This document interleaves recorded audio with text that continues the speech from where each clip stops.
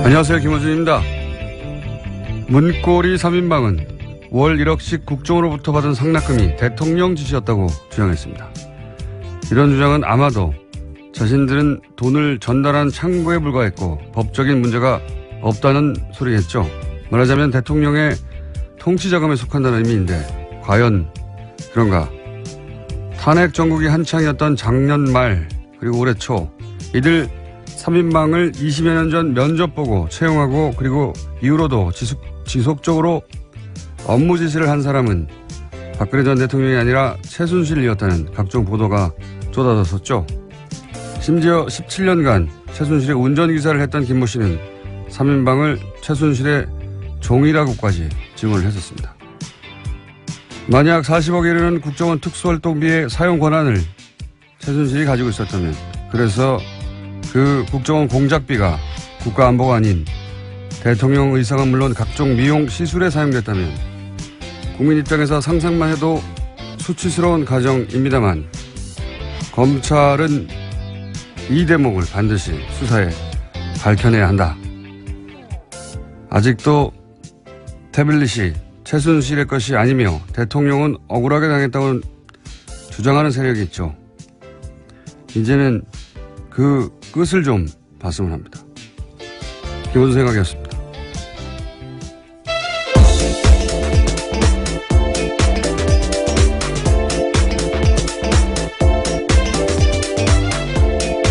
시사인의 김은지입니다. 두 사람이 구속됐죠?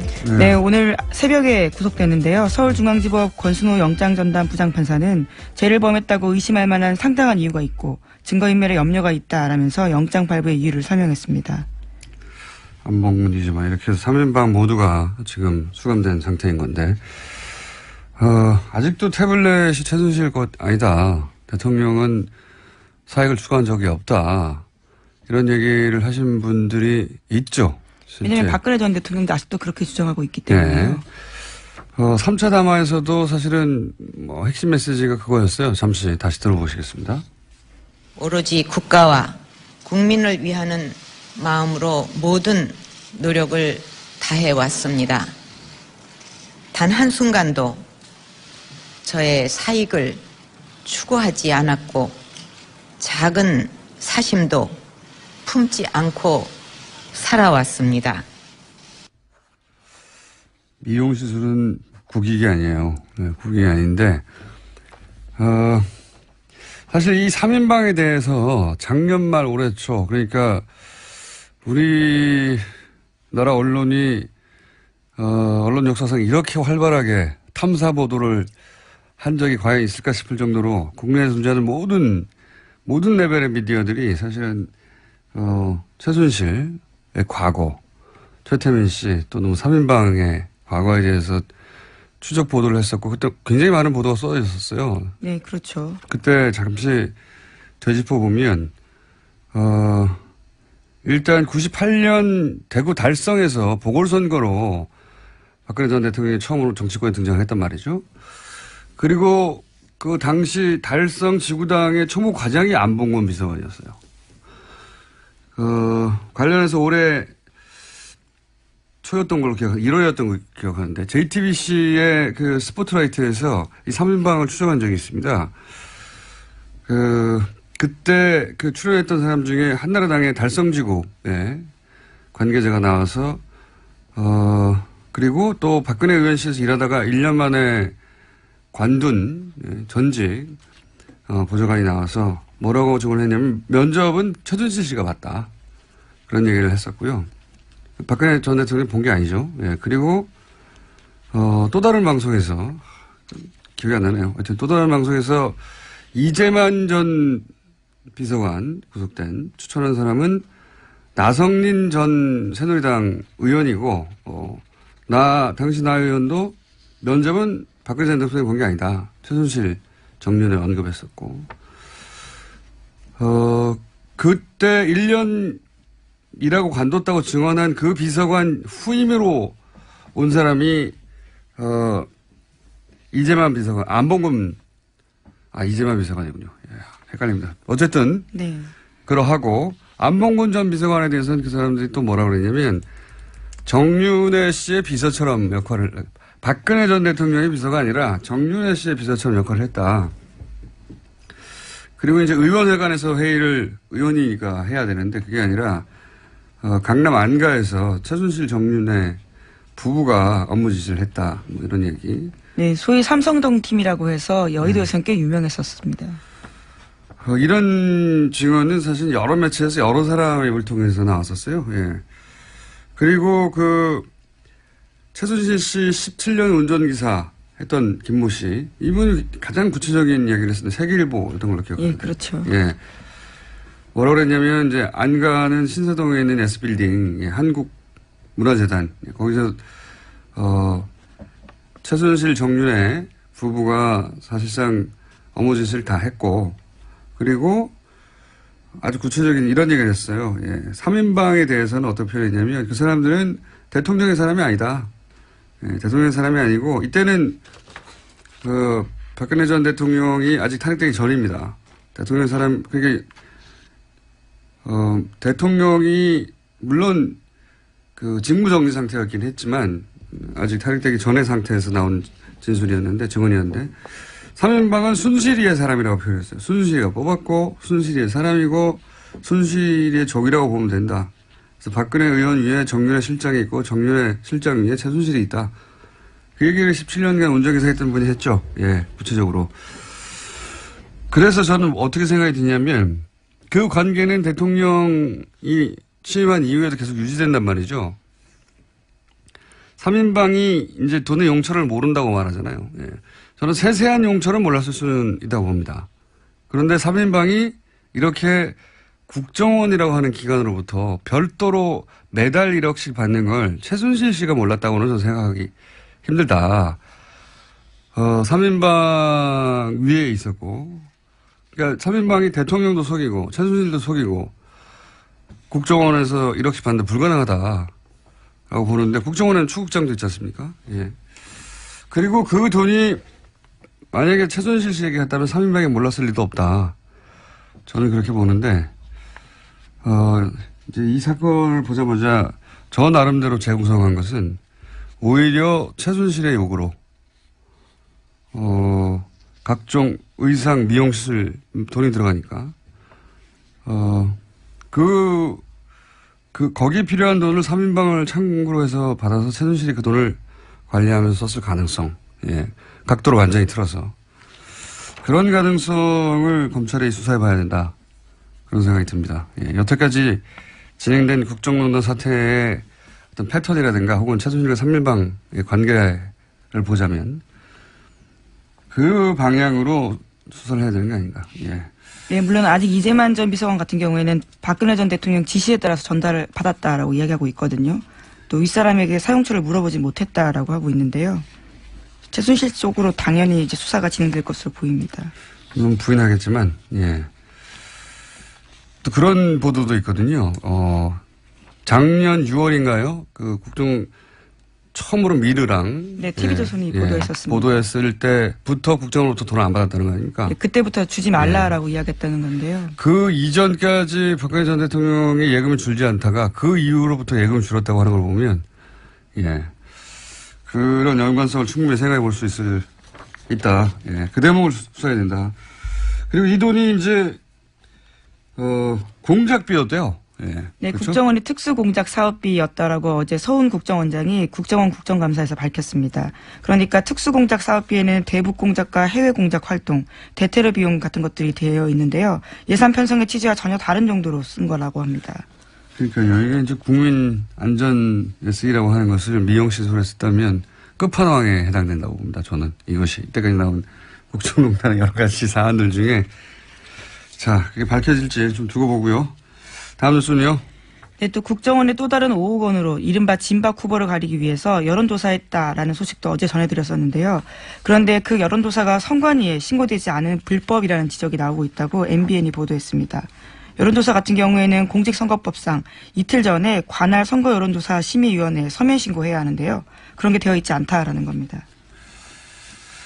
글쎄, 이것도 뭐 결과가 나오겠죠. 예. 불법이 아니었으면 이렇게 몰래 국정원 돈까지 끌어다 줬을 리가 없다. 뭐 이런 생각은 듭니다만. 하여튼 지금 선관위에 신고되지 않아 불법 여론조사는 지적도 나오고 있다. 예. 다음 뉴스는요? 네, 국정원 댓글 사건 수사를 받던 국정원이요. 압수수색에 대비해서 가짜 사무실 같은 것들을 꾸렸다라는 것들은 이미 말씀드린 바가 있습니다.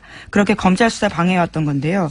이 사실이 드러나게 된 데에는 추명호 전 국장의 구속영장 기각이 결정적 역할을 했다라고 오늘 아침에 국민일보가 보도했습니다.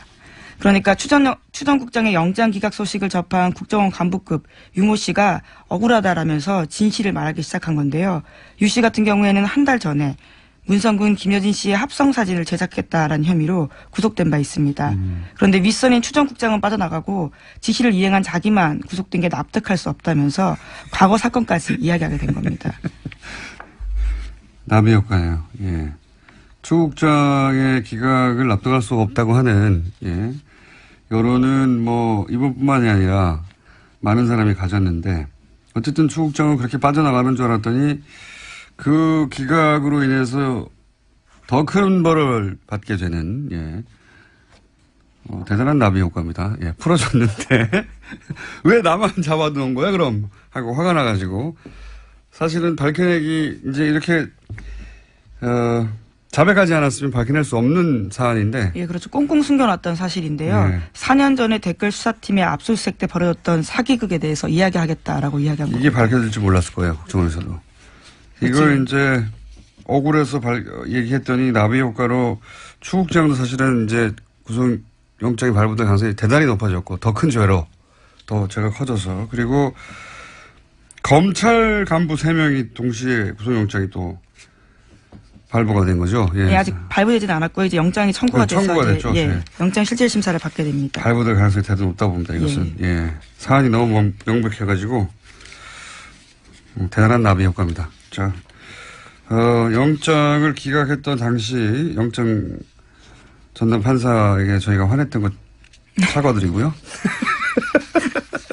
감사드리는 바입니다. 다음 뉴스는요? 네, 또 박근혜 정부 당시 화이트리스트 작성과 지원과 관련해서요. 삼성 미래전략실이 주도적인 역할을 했다라고 이뉴스투데이가 보도했습니다. 관련한 자료들을 입수했다라는 건데요. 허현준 전 청와대 행정관이 정경련의 가장 큰 영향력을 행사해온 삼성과 밀접한 관계를 맺으면서 화이트리스트 특별관리했다라는 겁니다. 아, 참. 평상시 같았으면 이런 뉴스 하나만으로도 예, 포탈을 뒤덮어야 되는 거예요. 이게 그러니까 청와대에서 화이트리스트를 관리하는데 그 직접적인 돈의 집행은 삼성의 미래전략실이 주도하고 관리했다는 거 아닙니까? 예. 삼성이 무슨 국가기관도 아닌데 국정 운영하셨어요. 예. 네, 굉장히 구체적인 진술까지 나오는데요. 기사에 따르면 정경련 한 관계자의 멘트가 있습니다. 김한표 전 삼성 미래전략실 전무가 특정 단체를 지목해서 얼마 지원하라 이렇게 지시하면 삼성의 명령인이 어쩔 수 없이 따르는 형식이었다라는 겁니다. 삼성의 미전실, 최순실 말사진과 관련해서 예, 책임이 그 책임 때문에 지금 구속되어 있는 예. 그 미전실에서 화이트리스트를 집행할 때 집행 책임자였다. 뭐 이런 의미의 기사고 사실은 대단히 굉장한 뉴스인데 포털에서는 보기 힘듭니다. 현재. 예. 이뉴스투데이의 단독이고 굉장히 큰 단독이거든요. 청와대는 최순실이 운영했고 예. 국정원 삼성이 운영했다. 이렇게 표현할 수 있을 정도로 청와대가 화이트리스트를 만들고 정치적으로 그런 활동을 해왔다는 건 뭐 여러 차례 보도됐는데 그 자금의 집행을 삼성의 미전실이 주도했다는 거는 처음 나온 얘기거든요. 예. 네, 또 미전실 관계자 그러니까 미전실 그 전무 같은 경우에는요. 이 정경련 관계자의 멘트에 따르면 청와대를 등에 업고 실질적 그림을 그리면서 실무에까지 관여했다라면서 보수단체는 물론이고 특정 대학생 단체까지 지정해줬다라고 합니다.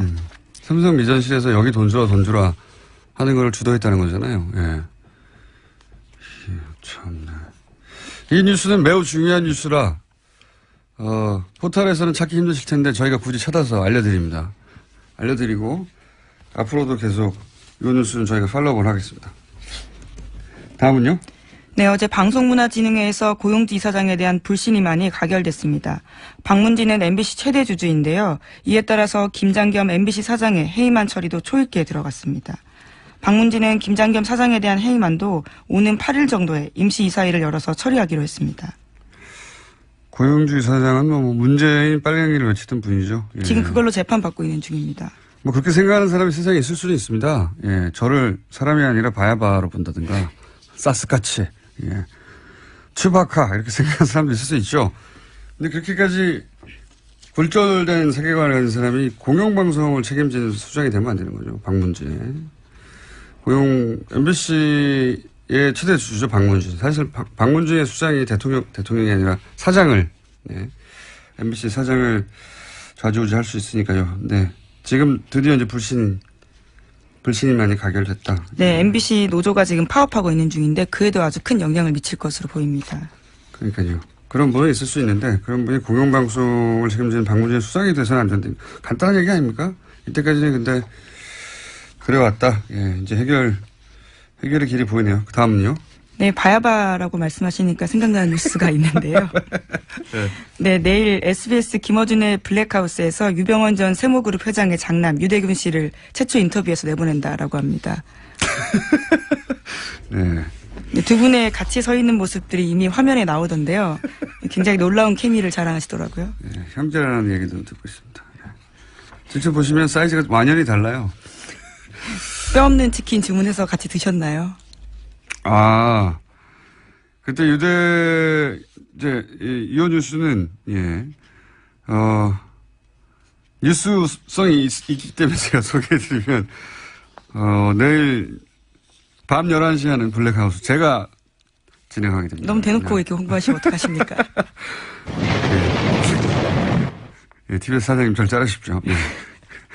근데 뉴스성이 있는 대목이 뭐가 있냐면, 뭐, 자세한 내용은 그 방송 이후에 제가 뉴스공장에서 월요일 날 뒷이야기, 방송에 담기지 않은 이야기 뭐 하겠지만 지금 방금 물어보니까 말씀드리겠는데 그때 유병원 씨와 장남 유대균 씨를 체포할 때 이런 뉴스가 쏟아졌어요. 뭐 그 남녀 관계가 어떻다부터 시작해가지고. 네, 그래서 굉장히 가십성 뉴스가 집중됐습니다. 예, 뼈 없는 치킨을 소심한 목소리로 주문했다라는 게 채널A의 그 유명한 단독 보도였습니다.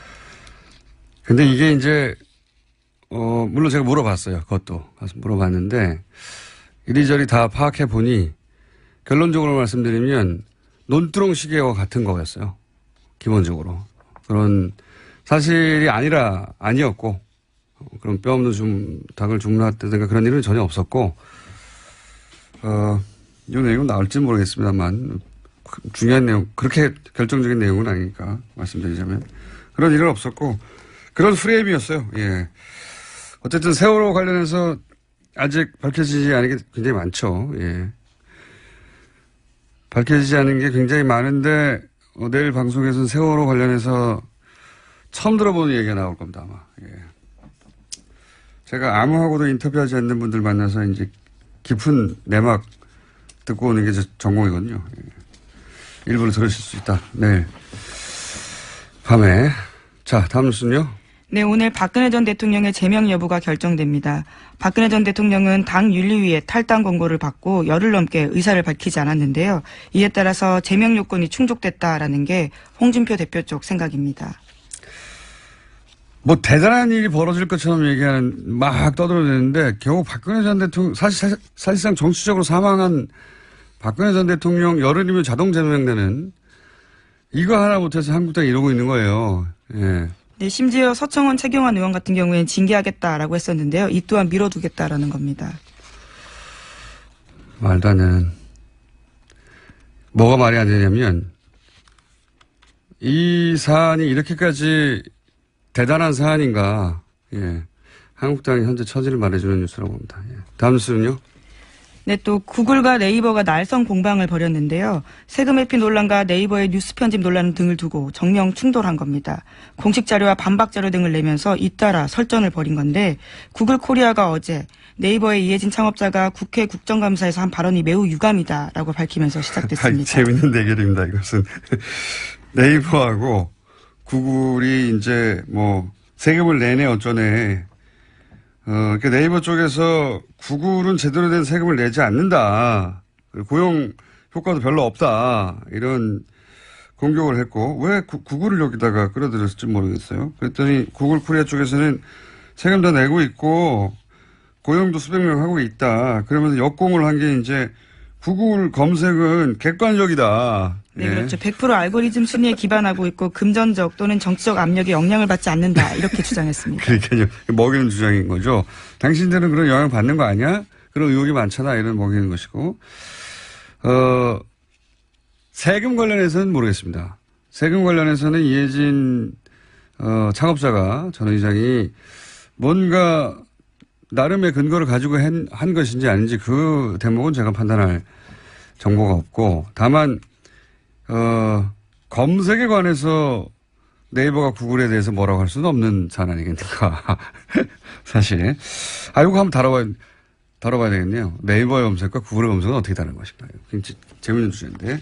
근데 구글이 뭐 정확하게는 페이스북이 가장 집중적인 공격을 받는데, 우리나라에서 네이버가 이런 포털의 기능을 하는 곳이 사실상 개별 미디어보다 훨씬 언론적 영향을 많이 미치는데 언론과는 다르게 규제를 받지 않는다. 이런 공격을 받고 있지 않습니까? 근데 지난 네? 국정감사 내내 그 이야기가 나왔었습니다. 미국에서도 사실은 특히 페이스북이 이미 미디어적 기능을 하고 있는데도 불구하고 아무런 통제도 없다고 해가지고 지난 대선에 이제 러시아 관련해서, 왜냐면 그런 광고들이 미국 대선 광고인데 어떻게 러시아 루블화로 지불이 네, 그렇죠. 되냐. 이거 러시아가 미국 대선에 개입한 것인데 그걸 다 이런 페이스북이나 뭐 구글, 트위터 광고를 통해서 한 거 아니겠냐. 그런데도 제약을 받지 않는다. 우리하고 유사한 논쟁이에요. 네, 미상원에서 10월 31일부터 사흘 동안 관련된 청문회가 열렸는데요. 정확히는 러시아의 미 대선 개입 의혹 관련된 청문회였는데, 그러니까 구글, 페이스북, 트위터 3사 관계자도 소환해서요. 그와 관련된 문제를 따져 물은 겁니다. 여기서 근데 핵심적으로 타겟이 되고 있는 건 페이스북이에요. 페이스북의 기능 때문에 뉴스를 게재하고요. 링크로. 네, 지난 대선 당시 페이스북의 러시아 관련 계정이 작성한 정치 게시물을 받아본 미국 사람이 1억 2,600만 명에 이른다고 합니다.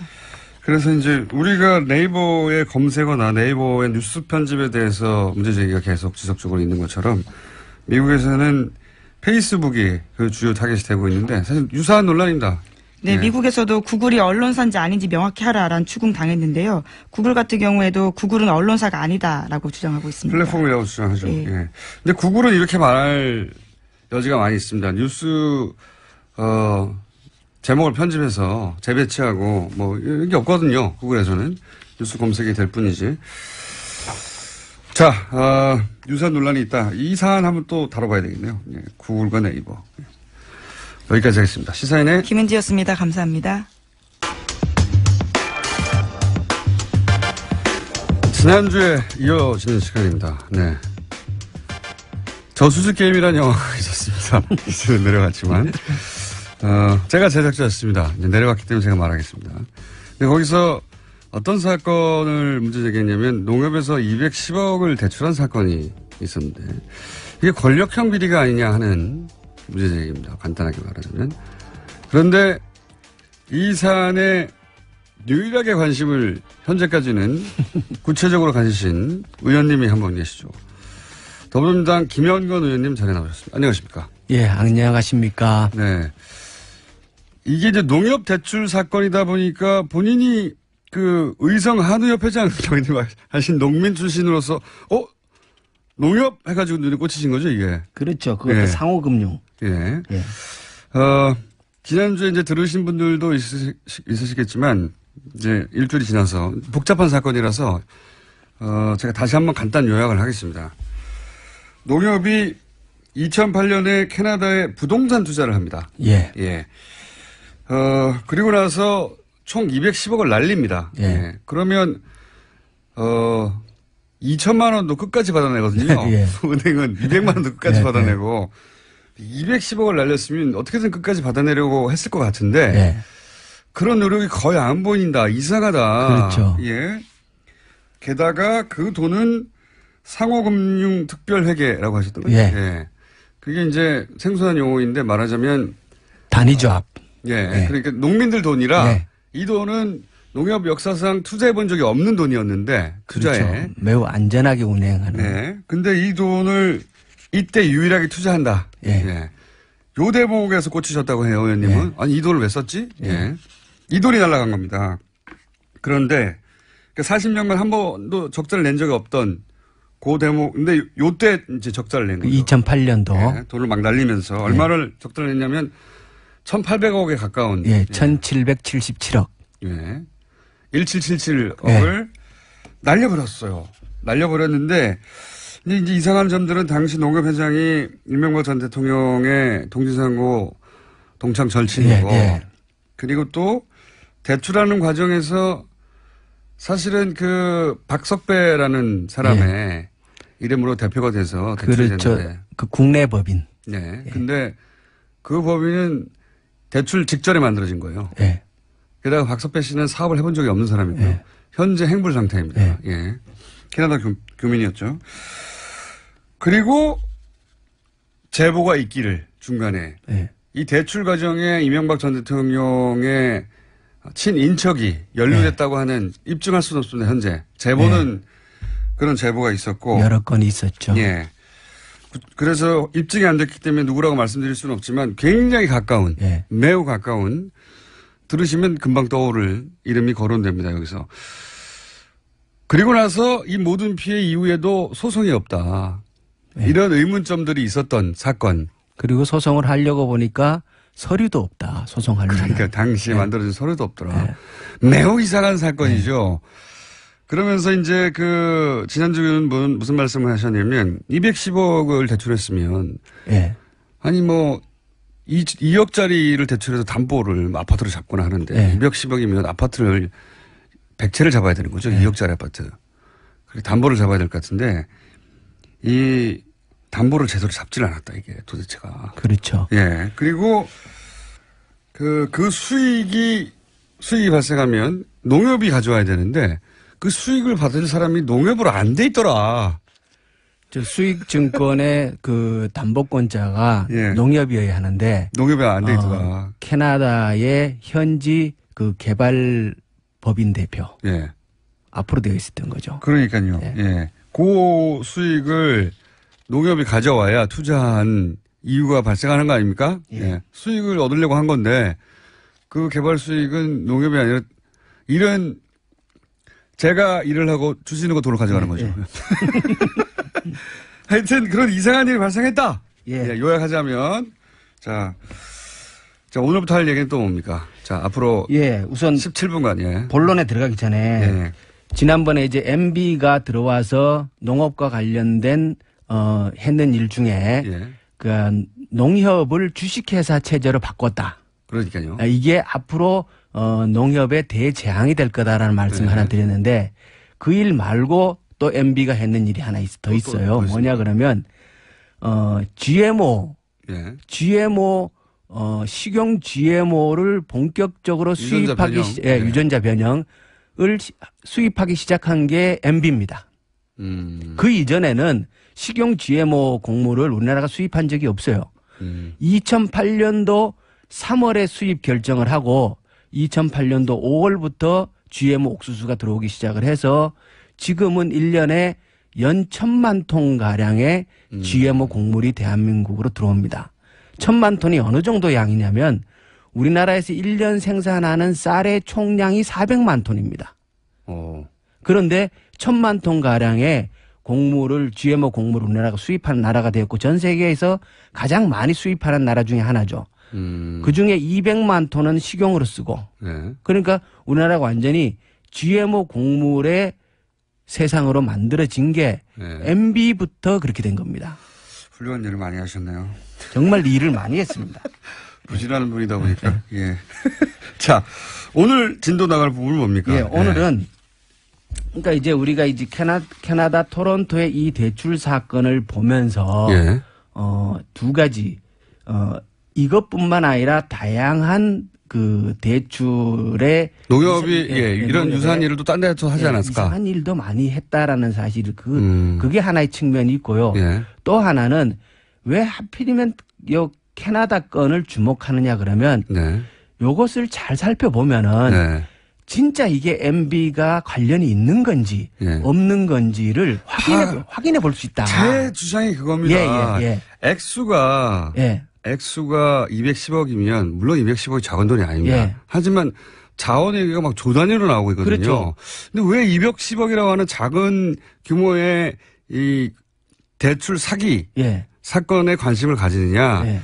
요 사건을 잘 들여다보면 요 사건이 이명박 전 대통령하고 관련이 만약에 있다면 예. 만약에 있다면 아 이렇게 했구나 하는 구조가 나오는 겁니다. 예. 저는 처음에 그게 안 보였어요. 안 보이셨구나. 안 보였는데 제가 왜 관심 가졌겠어요. 요 돈이 사라지는 은행이 있지 않습니까? 예. 요 돈이 사라지는 은행이 자원외교 때 등장한 은행하고 똑같은 은행이에요. 예. 계속해서. 그러니까 이게 이제 나눠서 얘기를 하면요. 예. 210억이 가면서 160억 원은 수익증권으로 가고 예. 나머지 돈이 이자 몫으로 국내에 남아요. 네. 남는데 그 돈을 빌려줬으니까 이자도 받아야 되고 원금도 나중에 상환을 해야 되고 하는 그 통장을 개발업체와 예. 그 농협이 함께 개설을 합니다. 우리 그 생각해 보시면 우리가 뭐 아파트 남매력으로 대출 받으면 통장에다 꽂아 계속 돈 넣지 않습니까? 그렇죠. 대출금 상환하지 않습니까? 그런 통장을 만들었다는 그렇죠. 거죠. 예. 돈을 주고받는 통장을 만드는데 그 통장을 4개를 만듭니다. 예. 외환은행 통장이고 2개는 원화 통장이고 2개는 미화 통장으로 만듭니다. 네. 이 4개의 통장을 통해서 농협이 210억을 대출을 해줬다가 60억은 예. 이자로 받아요. 예. 그러니까 돈이 오고 가고 했던 게 많은 거죠. 예. 그러면 이 4개의 통장을 농협이 질권 설정이라는 걸 해요. 예. 통장을 함께 개설을 하는데 자물쇠는 농협이 갖고 있는 거죠. 간단하게 표현하면 예. 농협만 인출할 수 있게. 농협만 인출할 수 있고. 왜냐하면 그건 농협 돈이니까요. 그렇죠. 농협이 그 통장을 통해서 결국은 대출해 준 돈의 이자와 원금을 회수해야 되는 거니까. 그렇죠. 근데 이게 돈이 왔다 갔다 하는데 농협이 그 자물쇠를 어느 순간에 풀어놓습니다. 이 영화에서도 다루는데 예. 엄청나게 이상한 일입니다. 근데 제가 알아보니까 그건 있을 수 없는 일이라 그래요. 당연하죠. 예. 엄청나게 이상한 일입니다. 예. 그거를 잠궈놔야 남이 못 예, 그렇죠, 가져가잖아요. 그걸 풀어놓습니다. 예. 그러니까 그 열쇠는 농협이 그게 갖고 있어야 되는 나오는군요. 거예요. 예. 농협이. 예. 농협이 갖고 있어야 되는데 그 중간에 이 열쇠 관리를 허술하게 함으로 인해 갖고 농협은 37억의 추가 손실을 거기서 또 봅니다. 요거를 뽑아가죠. 예. 저쪽에서. 돈이 들어왔다가 캐나다에서. 나갔다 하는데 예. 그 열쇠 관리를 제대로 안 해갖고 37억을 잃어버려요. 그 대목이 단순히 관리 부실이 아니라 이걸 왜 풀어줬냐 그러니까 하는 얘기가 사실은 캐나다 취재에서 계속 나왔어요. 예. 상식적으로 말이 안 농협 되니까. 측은 실수였다라고 얘기를 하는데 예, 실수- 업계의 얘기를 들어보면 그건 있을 수 없는 일이라 그래요. 실수 말이 안 되는다는 말이 안 거죠. 되는 거죠. 그거는 상식에 어긋나는. 그리고 그걸 풀어달라는 요청이 캐나다에서 와서 그걸 풀어줬다고 예, 하는데 예. 풀어달라고 하는 요청을 하는 것도 말이 안 되고요. 예. 요청해 왔다가 풀어주는 것도 말이 안 되는 예. 겁니다. 그리고 그래서 풀어진 기간에 복잡한 금융용어는 알 필요가 예. 없고 자기가 열쇠가 있는데 그 예. 열쇠를 줄 이유가 없는 사람한테 줘가지고 그 돈을 그 사람이 가져가게 만든 거예요. 예. 은행이. 맞습니다. 여러분들 은행 가서 금고 열쇠 달라고 해보세요. 주나. 안 주지. 몰라요. 그거 가져간 거예요. 이게 말도 안 되는. 근데 이제 이게 뭐 질권 해제니 재설정이니 이런 복잡한 용어로 나오다 보니까 헷갈리는데. 이게 예. 아까 얘기했던 160억 원에 대한 수익증권에 그거에 대한 담보 설정도 안 해갖고 160억 원도 홀랑 날라다 먹었고. 예. 그러니까 요 4개의 통장에 대한 열쇠도 관리를 제대로 안 해서 또 돈을 홀라당 날라. 다 날린 겁니다. 예. 그래서. 예. 이거는 이런 일이 요건에서 반복적으로 집중적으로 일어난다는 거는 상식적으로 이해할 수가 없잖아요. 하나도 일어날 수 없는 예, 일이에요. 예. 돈을 빌려줬는데 그 수익을 받는 사람 다른 사람을 해줘. 그렇죠. 그 다음에 열쇠를 자기가 쥐고 있어야 하는데 열쇠를 남을 줘. 예, 예. 말이 됩니까? 이 두 가지가 한꺼번에 일어난다는 게 그래서 모든 금액이 다 날아가는 거예요. 말하자면. 그렇죠. 결국은 그래서 다 날려 먹는데. 이게 아닌 생각합니까 이게? 예. 예. 근데 이제 요 4개의 통장. 예. 그럼 결국은 4개의 통장의 거래 내역을 어디에까지 돈이 아까 60억의 이자를 받았다 그랬잖아요. 그죠? 예. 그럼 돈이 어디에선가 들어왔잖아요. 예. 그 4개의 통장으로. 예. 그리고 37억은 또 날려버렸다 그랬지 않습니까? 그 37억은 또 어느 통장으로 나갔을 거 아니에요. 예.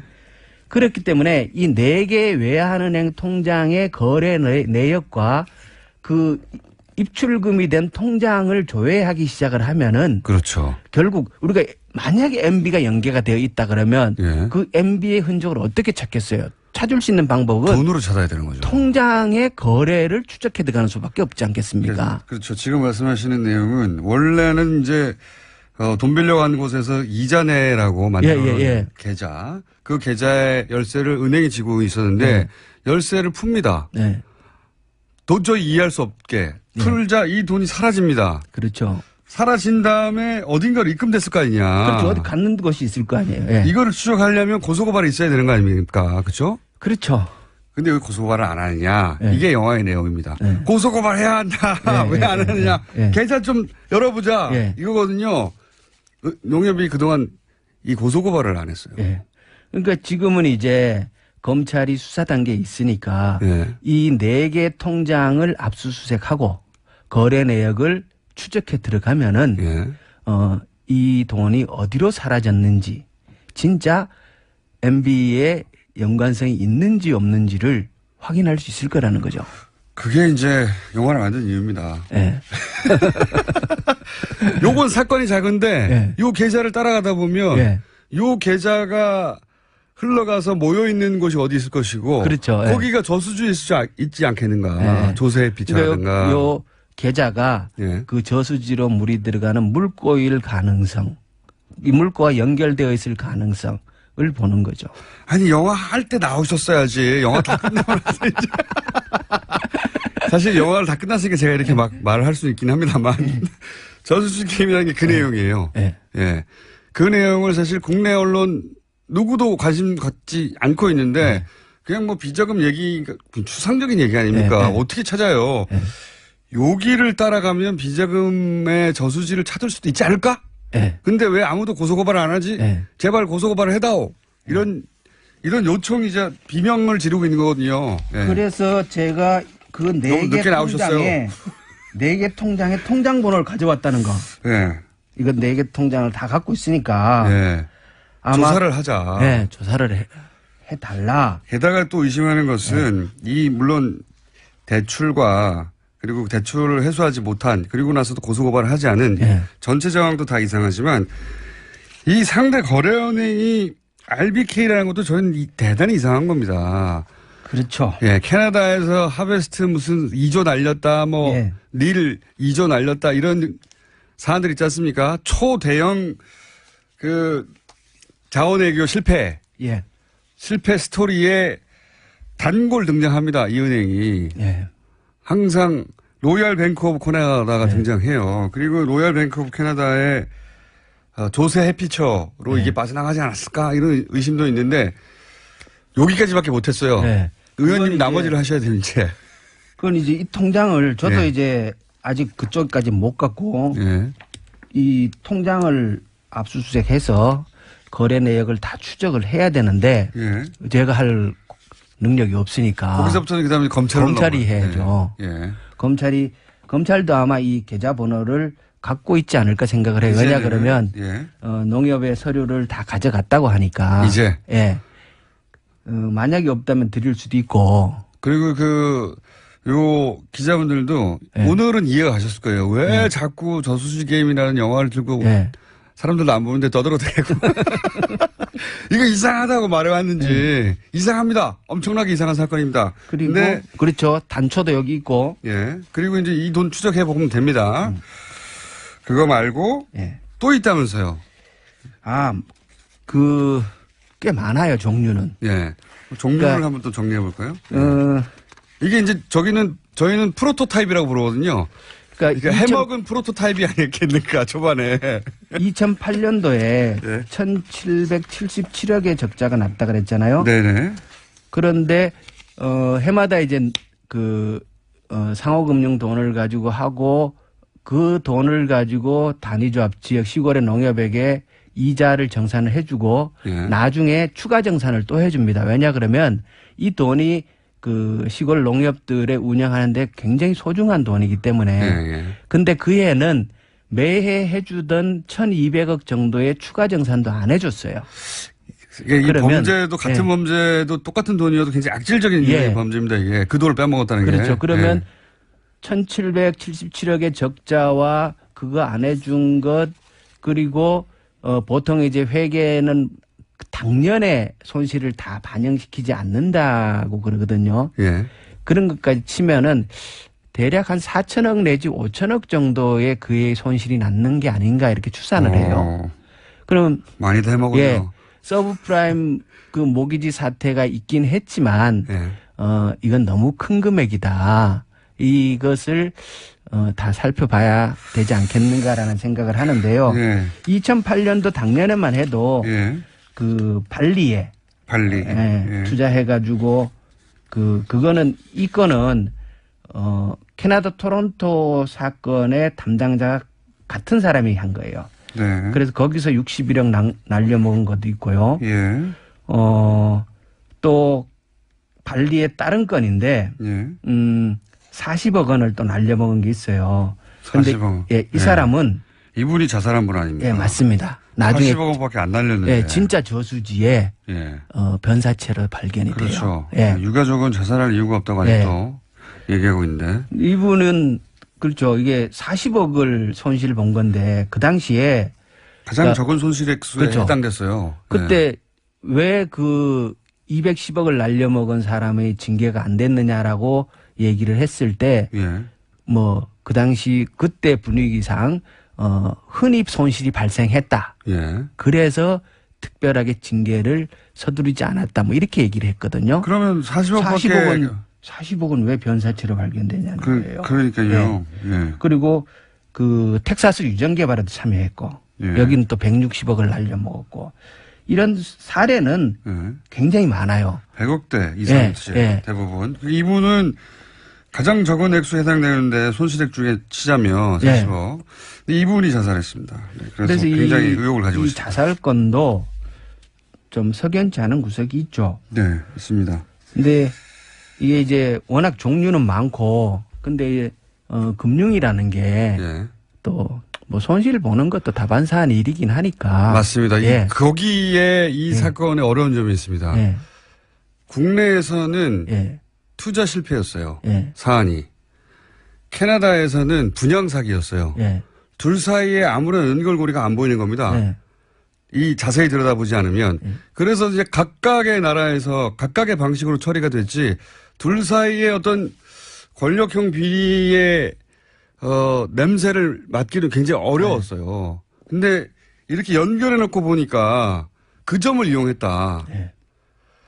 어차피 투자 실패라고 하고 뭐 투자는 실패할 수 있으니까 투자 실패라고 해버리면 많은 실패 중에 하나를 묻혀갈 것이다. 그렇죠. 누군가가 기획했다면 그런 네, 생각을 한 네. 게 아니겠는가. 워낙 이게 이제 많이 일어나는 일 중에 하나로 묻힐 가능성도 있고 그 중에 어느 게 진짜고 어느 게 그냥 일반적으로 일어나는 일인지를 구별하기가 쉽지 않아요. 그러니까요. 어느 게 기획이고 어느 게 실제로 투자 실패인지. 네. 근데 요거는 기획의 냄새가 엄청나게 난다는 겁니다. 그렇죠. 아까 그 뭡니까 160억 원에 대한 담보 설정 안 한 것과 37억을 열세를 넘겨줘서 잃어버리 이 있을 수 없는 일이라는 거죠. 이거는 금융기관에 있는 분들 얘기를 들어보면 말도 안 되는 곱하기 말도 안 되는 걸 2번 연속으로 해놨다고.